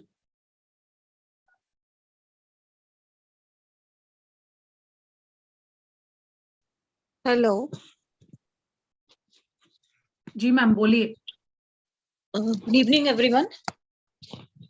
Ma'am, it's very knowledgeable about how we can upgrade our faculty, but I just want to know that sir has talked about FDPs or the other programs. We get the same like in API scores or grade if we are attending online. Yes, देखो, जब तक आप online करते हैं, अगर online suppose sponsorship अगर आपके जैसे CSIR का है या कुछ इस तरह से है, या एजेंसीज कर रही है, या जैसे अर्पित से आप कर रहे हैं, सपोज अर्पित एक पोर्टल है और ऑनलाइन कोर्सेज हैं, तो UGC ने बहुत क्लियर कट कह दिया कि yes they are eligible for this thing. जब हम FDP करते हैं तो कुछ ऐसे प्लेटफॉर्म है कि जहाँ पे हम इनको एलिजिबल मानते हैं, लेकिन वहाँ पे प्रॉपर सेशन चल रहे हैं, प्रॉपर वहाँ पे डॉक्यूमेंटेशन हैं, तो कोई प्रॉब्लम नहीं कि वहाँ पे अभी भी ये दे रहे हैं। इस सेशंस जो है कि कम से कम एक अगर हम गेस्ट लेक्चर कहीं पे देते हैं तो वो कम से कम अगर हम देखें तो 90 मिनट्स का होना चाहिए। UGC उसके लिए ये कहती कि हाँ 90 मिनट्स का है, तो देन अगर उससे कम है तो बड़ी दिक्कत आएगी। तो कहने का अर्थ है कि वहाँ पे कुछ नॉर्म्स हैं जो हमें देखने पड़ेंगे, और जैसे अर्पित पोर्टल है और कुछ चीजें ऐसी हैं कि जो FDP जिसमें कि UGC ने बहुत क्लियर कट कह दिया कि yes they also eligible for this, और अभी भी कुछ जगह पे चल रहा है, जैसे वर्कशॉप है या सेमिनार्स हैं और कुछ फंडेड प्रोजेक्ट्स हैं, क्योंकि पिछले 2 साल में क्योंकि नंबर्स ऑफ लोगों ने बहुत ज्यादा कर लिए, तो ज्यादा करने की जरूरत नहीं कि एक लिमिट में वो नहीं हो सकता कि किसी ने एक दिन में 3 कर लिए और फिर हम कहते हैं कि हम एलिजिबल हैं कि नहीं। जब हमारा डाटा चेक होगा तो एलिजिबिलिटी नहीं बनेगी, या हम क्योंकि वहां पे क्या होगा कि वो कहेंगे एक दिन में 3 करना है और फिर हमारे पास प्रॉपर अप्रूवल्स हैं कि नहीं। जहाँ पे हमारे अगर सपोज हमारा कोई पेपर है और वहाँ पे आपकी कोई ISN नंबर बुक या ISBN नंबर बुक है या ISN नंबर कोई पेपर छप रहा है, तो वो तब वो एलिजिबल बन जाता है कि यस आपने प्रोसीडिंग जो सेमिनार प्रोसीडिंग है वहां पे आपने छापी हुई, तो इसमें वो कोई प्रॉब्लम नहीं ऑनलाइन ऑफलाइन। यस और thank you doctor Satendra sir भी थे, thank you. Yes doctor Shweta Rani का क्वेश्चन है। Shweta ma'am, yes yes Shweta ma'am. Good evening, sir. Good evening. Very good and interesting session altogether. And through your session, I literally got connected because, you know, higher educational institution, refresher course, FDP, and faculty induction program are something for which I am a regular, you know, as a resource person acting. So I would just like to add few points जो आपने discuss किया या फिर doctor कोमल का जो question था. According to UGC guidelines, these FDPs are definitely they are taken into consideration. But मैं अपना खुद का personal experience share करूंगी. When I was appearing for this promotion, and promotion के लिए उनका एक requirement होता है, आपके पास एक refresher course या फिर एक faculty induction program होना चाहिए. तो अगर वो UGC HRDC से आपने किया है, then तो 100% it's acceptable. And if you are doing any FDP, that is faculty induction program, या तो वो 5 दिन का 2 हो या तो फिर वो 10 दिन का 1 हो. लेकिन एक स्पेशल क्राइटेरिया जो मैं मेंशन करना चाहूंगी, कहीं का भी FDP if you are presenting a certificate, they are not going to consider. वो स्पेशल होना चाहिए under Pandit Madan Mohan Malaviya national training, something like that, PMMT. ये मेंशन होना बहुत जरूरी है under the like Ministry of Education या फिर टीचिंग लर्निंग सेंटर्स होने चाहिए वो. So this is a request to all the faculty members who have actually joined today कि हम FDP ज्वाइन तो कर लेते हैं और हमें लगता है हमारे पास वो सर्टिफिकेट आ तो गए, लेकिन जब हम उसको प्रमोशन के लिए अप्लाई करते हैं, we are not eligible for that. So first thing थोड़ा सा सब लोग हम लोग ध्यान में रखेंगे, क्योंकि I have been like an experience of this. मेरे पास एन नंबर ऑफ सर्टिफिकेट्स थे, so I was just said कि अगर आपका वो पंडित मदन मोहन मालविया के अंदर नहीं है, we are not going to consider it. और refresher course faculty induction programme, ये कोई भी UGC HRDC का हो, it's acceptable because there are a set of list of HRDC centres which have been recognised by the UGC. आप उसके through करते हैं, you are totally safe and secure.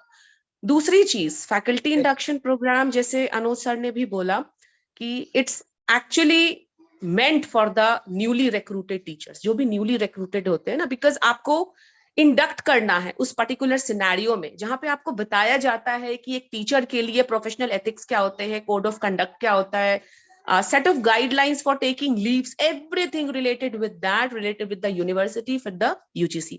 And once you are inducted into that, फिर you get specialized in a subject and you get refreshed in that as part of refresher course. या तो subject based रहेगा या तो वो interdisciplinary भी हो सकता है, in the sense data reduction, data interpretation, research methodology, environmental studies, जो सारे subjects को almost cover करता है. और यूजुअली ये रिफ्रेशर कोर्स के बीच में जो गैपिंग आप रखेंगे वो मिनिमम 1 साल रखेंगे. ऐसा नहीं है कि आपने साल में 2 बार कर लिया और आप दोनों को प्रेजेंट कर देंगे, नहीं. Unless and until yours is a need based या प्रमोशन इज ड्यू, तब तक वो कंसिडर नहीं करते हैं. तो साल में आप एक करें, एक ऐसा कुछ सेट ऑफ गाइडलाइंस बना ले कि हर अक्टूबर में या हर जून में मैं इसको करने वाली हूँ, और उसके बीच में you can get get yourself refreshed for refresher course. But उसको प्लीज आप अपने प्रमोशन या UGC के पॉइंट ऑफ व्यू से उसको पॉइंट के फॉर्म में डिमांड ना करें या एक्सपेक्ट नहीं करें, क्योंकि वो एक्सेप्टेड नहीं रहता है. So just 2-3 like points that I thought कि थोड़ा सा ऐड कर दे, जो भी फैकल्टीज यहाँ पे हैं उनको थोड़ा सा बेनिफिट हो जाएगा. That was all. Thank you so much. Yes ma'am, वही हमारा कहना है कि सपोज जो फंडेड है, सपोज MHRD से और जो भी फंडेड है, सपोज CSIR करा रहा है, तो वो सब एलिजिबल होते हैं. जैसे RP तय मैंने पोर्टल है, तो वो भी ऑलरेडी मैंने UGC ने उसको कह दिया कि यस मैंने एलिजिबल है. ऐसी जैसे पंडित मदन मोहन मालवीय नेशनल मिशन आपने कहा था, ये स्पेशली एक उन्होंने सर्कुलर भी दिया था कि हाँ भाई ये एलिजिबल है जितने भी इसमें FDPs हैं. तो इसमें ये एलिजिबल है, लेकिन अभी भी इसमें एक चल रहा है कि भाई क्या करें. लेकिन जैसे 1 डे और कुछ चीजें प्रोग्राम्स हैं, तो जैसे उसमें अगर हम नए रूल्स को देखें, जो फैकल्टी रिक्रूटमेंट है, तो उसमें कई जगह पे तो अब जो API स्कोर है वो केवल लेक्चर्स की बात करता है, और उसमें लेकिन हाँ कैरियर इन्हांसमेंट में जरूर इनकी जरूरत है. लेकिन जब न्यूली रिक्रूटमेंट में है तो वहाँ पे कुछ भी इनका स्कोर अब है नहीं, केवल एक अलग से रहता है. अगर आप देखें ऑनलाइन पोर्टल पे जहाँ पे सेंटर यूनिवर्सिटीज और ये सारी चीजें हैं, तो एपीएम पहले होता था कि हमने इतने एफडीपीज कर दिए, ये कर दिए, तो इसका पॉइंट मिलता था। लेकिन अब ये नहीं है, अब रिसर्च पेपर, और अगर आपने लेक्चर्स कहीं गेस्ट लेक्चर्स, इनवाइटेड लेक्चर्स आपने कहे हैं, तो उसका पॉइंट है 3 पॉइंट 2 पॉइंट्स पे उन्होंने डिवाइड किया है, या आपने पेटेंट किए हैं, तो तब आपका एपीएस स्कोर कैरी होगा न्यूली रिक्रूट के लिए। और कैरियर एनहांसमेंट जैसे मैडम कह रही वो है, लेकिन अभी भी इसमें कुछ चल रहा है यूजीसी में कि वेदर हम इसको इंक्लूड करेंगे नहीं, क्योंकि ये अभी प्रोसेस में भी है। लेकिन इसमें अब जो एनईपी के अकॉर्डिंग जो अब हायर एजुकेशन काउंसिल जो अब बनेगी, तो वो अब डिसीजन लेंगे आने वाले टाइम में इस पे भी, तो इसमें भी कुछ चल रहा है प्रोसेस। यस, इसमें अनुज जी, मेरा एक क्वेश्चन ये था, क्योंकि यहाँ पर दोनों ही तरह के लोग बैठे हुए हैं, गवर्नमेंट वाले भी और प्राइवेट वाले भी। जो डॉक्टर श्वेता रानी बता रही थी, जहां तक मैं समझता हूँ, वो सिर्फ गवर्नमेंट इंस्टीट्यूशन की बात है। स्पेसिफिकली दिल्ली यूनिवर्सिटी में मैम है, तो वहां पर इस तरह की प्रॉब्लम मैम ने फेस की। यस। और जैसे कि अब आप देख रहे हैं कि मेजोरिटी वाला जो पार्ट है हायर एजुकेशन का, वो प्राइवेट सेक्टर में जा रहा है, तो क्या वहां के लिए रूल्स अलग हैं या सेम है? पहला क्वेश्चन तो मेरा ये। दूसरा ये कि नेक खुद दो तरह के जो एफडीपीज कहूँ या जो कॉन्फ्रेंसेज है, उनकी उनको अलाउ करता है कि एक फंडेड, एक नॉन फंडेड। तो जो जिसमें फंड नहीं प्रोवाइड करता नेक, तो क्या वो कंसीडर होगा या नहीं?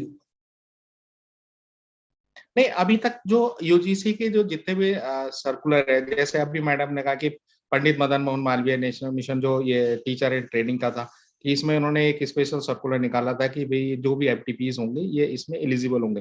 उन्होंने हायर एजुकेशन लीडरशिप के लिए भी किया था, कई उन्होंने किया था, क्योंकि स्पेशली एक स्कीम आई थी टीचर एजुकेशन में या अन्य उसमें भी, आईआईटीज में भी कई इंस्टीट्यूशंस को ये फंड मिला हुआ है। लेकिन तो फिर उन्होंने कहा था कि ऑनलाइन जब हमने करा था कि क्योंकि कुछ यूजीसी एकेडमिक स्टाफ कॉलेज होते थे जिनको एचआरडीज अब चेंज हो गया, तो यूजीसी एकेडमिक स्टाफ कॉलेजेस जो थे पहले जिनका नॉमिनेशन हो गया, तो वो कराते थे, तो वो एलिजिबल माने जाते थे, सीएस के थे आज के उसमें। कंटेक्स्ट में बात गवर्नमेंट कीजिए। गवर्नमेंट उसमें क्या करती थी, एक अच्छा फंड देती थी। लेकिन जब प्राइवेट इंस्टीट्यूशंस की बात आ रही है, तो नेक इसको मान रहा है, नेक इसको काउंट करता है, नेक काउंट करता वही है वही और चीज उसमें वही पॉइंट। चीज मैं जानना चाह रहा यस, हूँ, क्योंकि नेक काउंट करता है। हाँ, एक जो एक्सपीरियंस मैं भी बताता हूँ आपको। इंस्टीट्यूशंस में जो, यस, एक एक्सपीरियंस है था कि मेरे पास एक लेटर आया महाराष्ट्र से। महाराष्ट्र में एक ओपन यूनिवर्सिटी है गवर्नमेंट की, जैसे बाकी एवरी स्टेट में होती है, तो वहां की, तो वहां का एक पर्सन था जिसने ये लेटर लिख के भेजा मुझे कि आपकी मैंने एफडीपीज अटेंड की और मेरी 3 एफडीपीज को उन्होंने प्रमोशन में कंसीडर किया और मेरा प्रमोशन हो गया। थैंक्स लेटर था मेरे लिए उसका, और वो गवर्नमेंट यूनिवर्सिटी का। डेफिनेटली। नहीं, बिल्कुल। देखो मैं बता दूं, क्योंकि जैसे सेंटर आज भी जो सेंटर यूनिवर्सिटीज हैं, उनकी जो प्रमोशन रूल है वो डिफरेंट है, क्योंकि वो अपने एक फिक्स क्राइटेरिया पे चल रहे हैं। लेकिन स्टेट अभी क्या है कि it's depends upon the institutions head और उनकी जो एकेडमिक काउंसिल है। यदि एकेडमिक काउंसिल ने उनको यस कह दिया, तो कोई प्रॉब्लम नहीं होती कि यस, बिकॉज एक एक अभी कुछ समय तक कई यूनिवर्सिटीज के क्या था, प्रमोशन रुके हुए थे। तो सबको एक मिनिस्ट्री ने कहा था कि भाई आप व्हाई यू आर जस्ट, माने कि इतने लोग क्यों रुके हुए। तो सारे क्राइटेरिया जो कई सालों से रुके हुए थे, सबको उन्होंने एक तरीके से, अब चाहे वो किनारे किया या कैसे किया, तो सबको प्रमोशन हुआ, तो उन सारे सर्टिफिकेट को एक तरीके से कैश के में उन्होंने एक्सेप्ट किया। और फिर जो प्रोफेसर्स थे, अभी देखो कितने प्रोफेसर्स हो गए अगर आप किसी यूनिवर्सिटीज में जाएं, जो कि कई सालों से रुके हुए थे, जबकि उन्हीं क्राइटेरिया को लेके रुके हुए थे कि भाई आप एक आर्ट्स, जो कंप्लीट आर्ट्स है, 3 इयर्स के जो आपकी पॉलिसीज थी, कैरियर एनहांसमेंट जो स्कीम जो चल रही थी, लेकिन रुके हुए थे। लेकिन वो it's depends on state to state. State ने क्या, उनकी जो यूनिवर्सिटीज की एकेडमिक काउंसिल है, अगर उसने ओके कर दिया तो कोई प्रॉब्लम नहीं है, तो कोई इशू हो गई अगर उन्होंने एक्सेप्ट कर लिया तो, क्योंकि ऑटोनोमस बॉडीज हैं सारी। अगर यूनिवर्सिटी को अगर एग्जैक्टली, हम देखें मतलब तो यहाँ पावर पर है, अपॉइंटमेंट अथॉरिटीज हैं, वाइस चांसलर्स हैं, उनकी जो एकेडमिक काउंसिल है, तो वो रूल पे चलते हैं। वो एक जी मिनिमम क्राइटेरिया तो उन्होंने भेजा है, मैक्सिमम की तरफ तो है नहीं कि क्या हो सकता जी, है। मतलब यहाँ पे चीजें डिफर करती हैं आपस जो में गवर्नमेंट। नई नई चीज आएंगी वो एक्सेप्ट होंगी आने वाले टाइम में। कोई ऐसा नहीं लगता कि भाई ऑनलाइन और ऑफलाइन, क्योंकि जब पैंडेमिक सिचुएशन थी तो इसीलिए बचा। जी यस जी। Yes, definitely definitely. स्टेट और सेंटर का तो अभी अलग अलग है, क्राइटेरिया भी अलग है। इवन हम देखें तो जो अगर हम रिक्रूटमेंट पॉलिसीज भी हैं, अगर हम स्टेट की बात करें, स्टेट यूनिवर्सिटीज की और सेंट्रल यूनिवर्सिटीज की, तो कहीं यूजीसी जो एक्ट है कई जगह पे तो अभी वो नया वाला लागू ही नहीं हुआ, पुराना ही है। तो ये डिपेंड करता है कि आप किस स्टेट में और कैसे आप कहाँ पे क्या ले रहे हैं प्रमोशन। अगर कोई प्रमोशन के लिए एलिजिबल नहीं होता और वो देखते हैं कि सबसे बेस्ट कौन है इनमें से, तो प्रमोशन करना है, क्योंकि गवर्नमेंट की एक पॉलिसी है कि भाई आप प्रोफेसर्स बनाइए, तो तब भी प्रमोशन हो रहा है। तो सारी चीजें हैं, माने ये it's depend on the academy, जो उनके बोर्ड ऑफ गवर्नर्स हैं और जो यूनिवर्सिटीज का जो सेल है, जो एक पॉलिसी जो फ्रेम कर रहा है, जो प्रमोशन कमेटी बैठी है, it's depend on that particular thing. Yes, क्योंकि सभी जगह रुके थे, अब प्रमोशन सब जगह हो गए जी जी। एवरीबडी। जैसे मैडम का भी कहना था कि भाई कई सालों से एक इन्हांस वो अच्छा मैसेज किया कि सभी प्रोफेसर हो गए, शुरू में जब मैडम ने कहा था ये सो, जबकि मैंने पहले भी इन्हीं कारणों से रुके हुए थे सब पे। जी सर, बिल्कुल बिल्कुल। तो एक रिफॉर्म्स आएंगे, ये रिफॉर्म्स में कहेंगे हम लोग, धीरे जी, धीरे रिफॉर्म, एकदम से एक्सेप्ट नहीं कर रहे हैं। एक्चुअली जो और डॉक्टर श्वेता जो रेफर कर रही थी वो बेसिकली क्योंकि जो ये पंडित मदन मोहन मालवीय के अंडर है, इसके वैसे भी फ्लेक्सिबल मोड में भी हैं और एक ड्यूटी लीव के साथ भी है, क्योंकि कई इस इसमें प्रकार एक्चुअली के मैं भी। इसमें थोड़ा सा मैं इसमें थोड़ा सा एक फोकस करना चाहूंगा। जो स्कीम थी कि जब ये लॉन्च हुई थी, तो शुरू में एक्चुअली में इसमें भी जब एफटीपी हुई तो उनको नहीं माना गया। तो स्पेशली जब जहां जहां ये इंस्टीट्यूशंस में चल रहा था, तो उन्होंने मिनिस्ट्री को लिखा, और मिनिस्ट्री लिखने के बाद तब एक लेटर सर्कुलर आया था कि यस, कि भाई जो पंडित मदन मोहन मालवीय से करेंगे कि वो एलिजिबल है। ये नहीं कहा गया कि दूसरे नहीं एलिजिबल, ये कहा गया कि वो एलिजिबल है।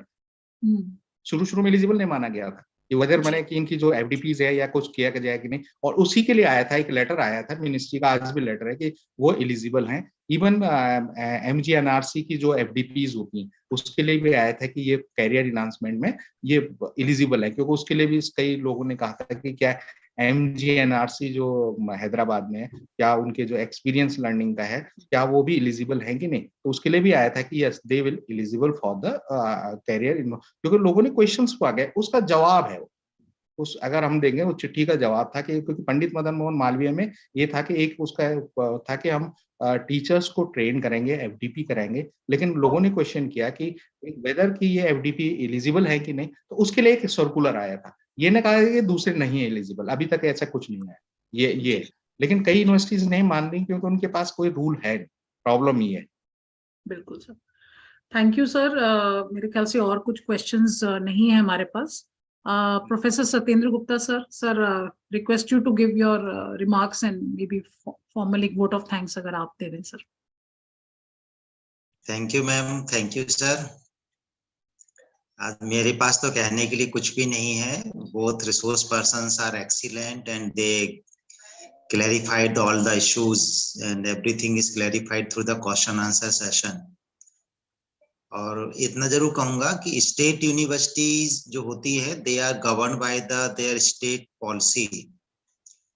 तो उसमें जब तक उनके स्टेट्स के सेंटर जो होते हैं ना, हायर एजुकेशन कमीशन से डायरेक्शन नहीं आते, वो फॉलो नहीं करते उनको।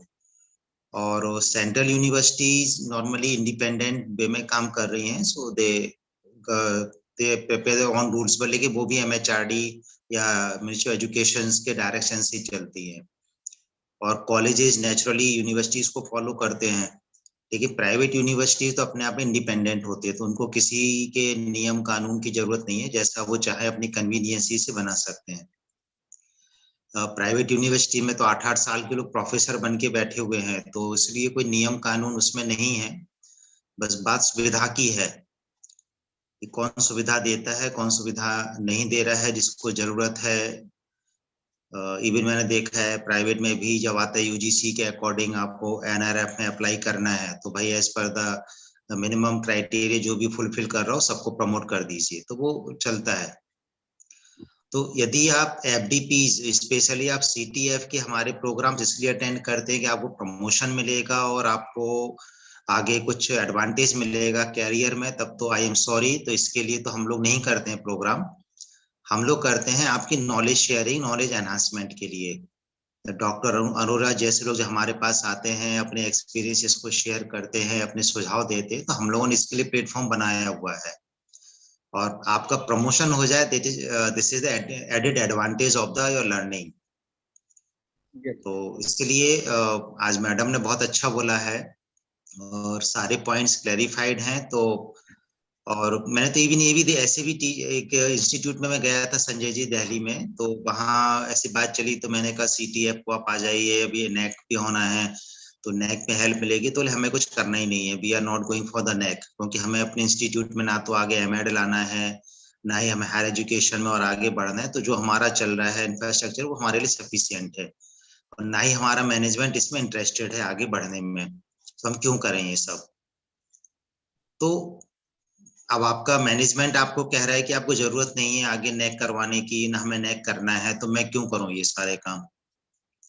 तो ऐसे भी लोग हैं, और ठीक है हमें सैलरी मिल रही है, जॉब चल रही है, दैट्स एनफ, या मैं प्रिंसिपल हो गया हूँ, अब तो मेरी एज हो गई, क्या करना है मुझको।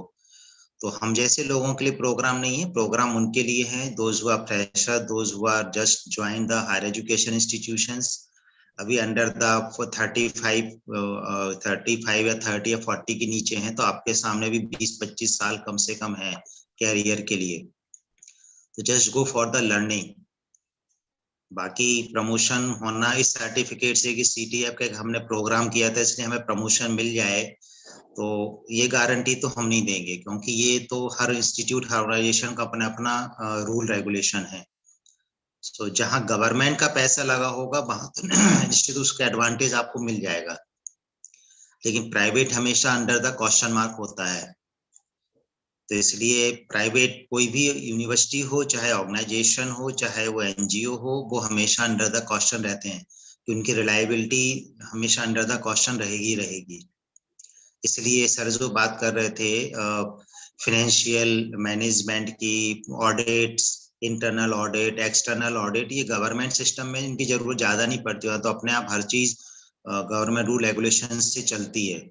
बात तो आती है जब मालिक की इच्छा से संस्थान चलते हैं, तो उसका भी आपको हिसाब किताब तो देना होता है। तो एक्सटर्नल ऑडिट तो CA ऑडिट हो ही जाता है, लेकिन इंटरनली जो आपके पास क्लर्क्स होते हैं, आपका अपना फाइनेंस का डिपार्टमेंट होता है, तो वो भी अपना इंटरनल मैनेजमेंट करते हैं, लेकिन उसमें भी इंटरनल ऑडिट में रहता है कि आप अपने इंस्टीट्यूट के और लोगों को इन्वॉल्व करें, those are not the member of your finance department, और उनके थ्रू भी आप अप्रूवल है कि जो भी खर्च आप कर रहे हैं वो सही कर रहे हैं। और बाद में अल्टीमेटली तो CA के पास सबको जाना ही होता है, और गवर्नमेंट सिस्टम में उनके अपनी और बॉडीज हैं, एक्सटर्नल ऑडिट के पर्पस के हिसाब से उनके अपने ऑडिट्स अलग चलते रहते हैं।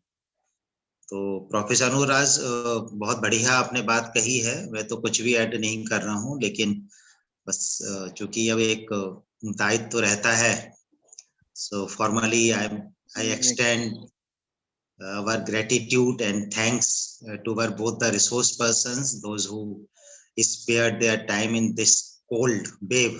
अब तो वेव शुरू हो गई है, अब तो मैं भी सुबह तो नहीं था, लेकिन रात में भी कैप पहन के बैठना पड़ रहा है, क्योंकि बिना कापे नहीं रहा जा रहा है उत्तर भारत में, तो विशेष करके इस क्षेत्र में। So thank you Professor Tania Gupta, Dr. Sanjay Kumar and other members of the CTF Delhi NCR. आज तो संडे, संजय जी आपने क्लास लगवाई है घर में बार बार, आज 3 बार संजय जी ने बिजी रखा है। आज हो गया, मतलब मोस्ट बिजी डे हो गया सर आज। Yes sir, yes sir. Well, Practical Dr. Sir, professor ने भी it has been a productive day, but Thank you, Satyendra sir. thank वो you. तो होता है। जी, है। thank you so much. Thank you, sir. Thank you, Professor Satyendra ji. जी, thank you, thank you, thank you. Thank you, sir. And Dr. Anuj Thank ji, you, ma'am. thank you so Thank you. much. We Thank did run short of time. I could see you were trying to, do it very effectively in the time frame. But बहुत अच्छे से sir आपने questions को take up किया. Thank you so much, and to Dr. Sarika ji also for giving us a good overview on IQAC. बहुत Thank बढ़िया, you. बहुत बढ़िया, उन्होंने बहुत बढ़िया ढंग से एक्सप्लेन किया दोनों एस्पेक्ट्स को, मतलब उसमें कुछ फर्दर ना तो कंफ्यूजन मुझे भी लग रहा है, ना ही कोई फर्दर ऐड करने की जरूरत, कहीं जितना भी लर्निंग की है उस हिसाब से तो नहीं लगता है कुछ भी फर्दर ऐड करने की जरूरत, एक्स्ट्रा ही नॉलेज मिली है आज। बिल्कुल, बिल्कुल sir. Thank you, sir. Thank you. Thank you, everyone, and जी ma'am, please continue. please fill the feedback form, and 1 minute के लिए अगर आप कुछ कैमरास थोड़े लोग ऑन कर लेंगे तो एक हम क्विकली एक फोटोग्राफ क्लिक कर सकते हैं. If you can all just click quickly switch on the cameras, please.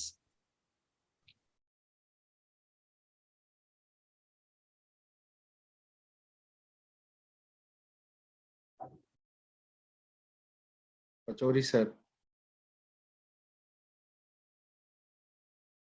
Thank you. Even in the cold wave, everybody is sitting and learning.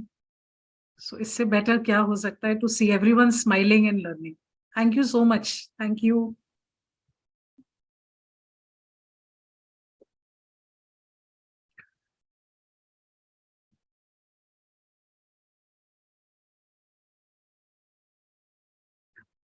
So once again, I'd like to thank everybody on this platform, and please stay safe. COVID is near, so please stay safe, everybody. And इसी तरह से हम मिलके और आगे NAC को समझते रहेंगे, और उम्मीद है कि हम आगे से आगे और जो सेशंस करेंगे उसमें आप अपने क्वेश्चंस, अपने सुझाव, जिस तरह की आप प्रेजेंटेशंस चाहते हैं वो आप प्लीज हमें बताएं. उस तरह के सेशंस हम एक्सपर्ट्स को बुला के करते रहेंगे. Thank you everyone and good night.